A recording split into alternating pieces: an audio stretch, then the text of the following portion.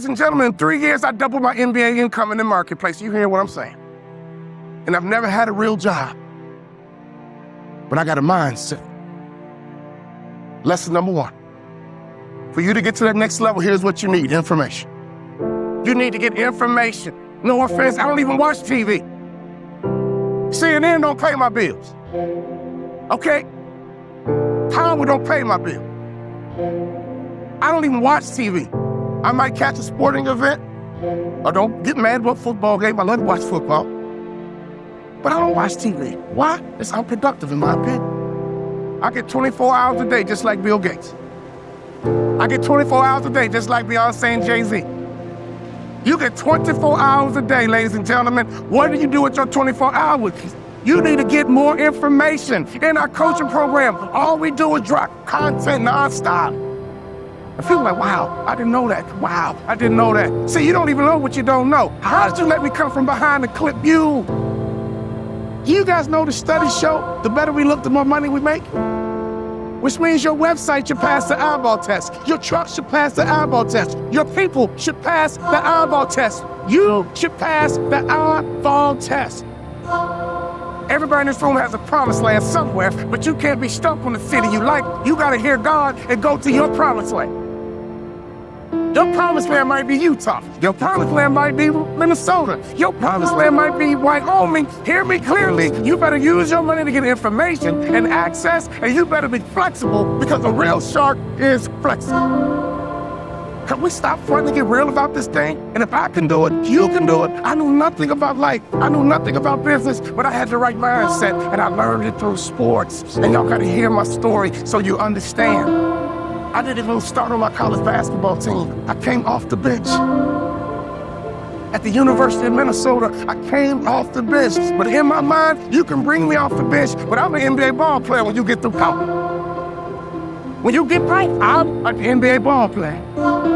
And that's why I would walk around and say, you can't check me. You can't check me.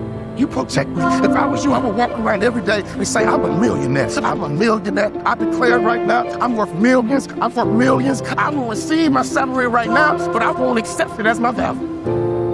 So whatever you receive right now, receive it, but don't you accept it as your value. Because there's more out here for you if you change your mindset. In my coaching program, I got a concept called the black tie effect. Oh, I wish I had more time. It's called the black tie effect. If you don't own your own tuxedo and go to at least 6 to 10 black tie events in your market, you suck.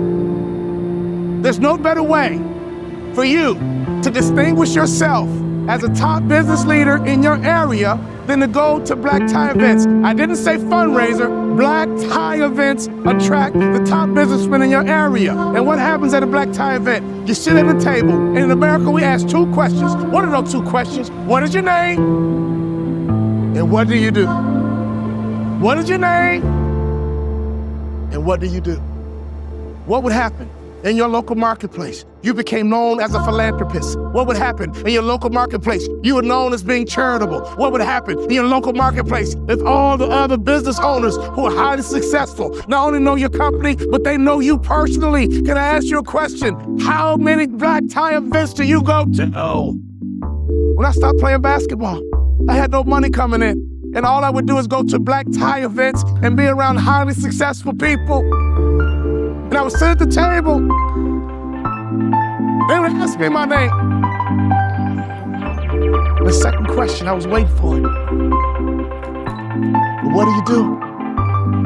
Well, I'm a former NBA player. But now, I'm a motivational speaker. And at those black tie events, you know, they attract not only successful business people, they attract the good guys too.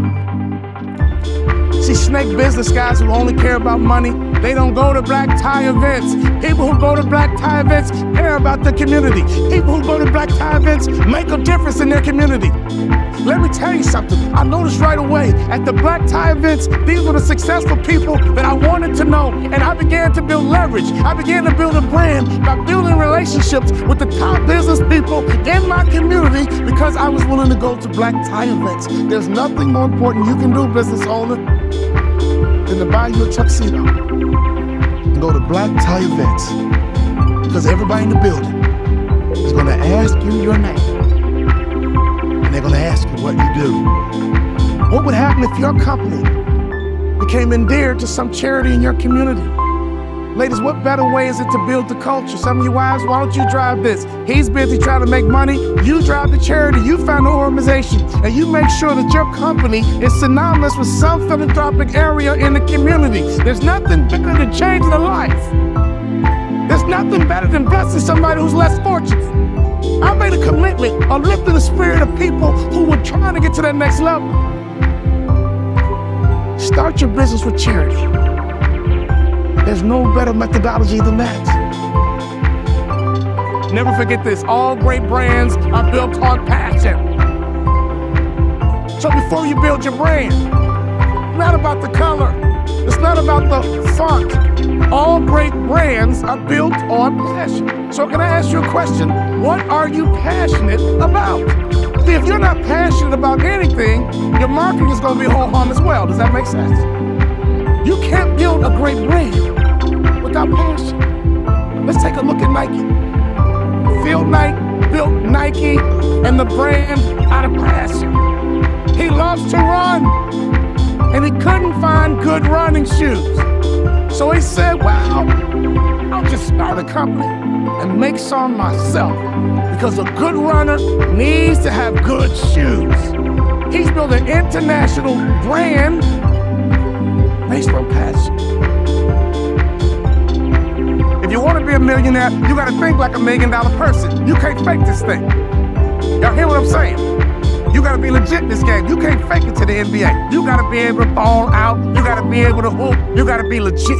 And in business, it's the same way. You got to be legit. So take your money and get some information in your head, and then take some money and get access. And that 3 keys. And this is why you got to get access, so you can make life easier for your kids. Well, ain't nobody do nothing for me. Oh, your mindset is jacked up. Ain't nobody do nothing for me, so I ain't gonna do nothing for my kids. You ain't thinking about your legacy. Right now, it's like a track meet. You're running a 4x1, 100-meter dash. 4x1, and your baton is in your hand. And let me tell you something. I want you to run as strong as you can, as fast as you can, as hard as you can, and one day you're gonna get on. One day your knees gonna buckle. And your son gonna be right behind you. Your daughter gonna be right behind you. And at a track meet, they yell, stick. And you gotta make a successful handoff to the athlete in front of you.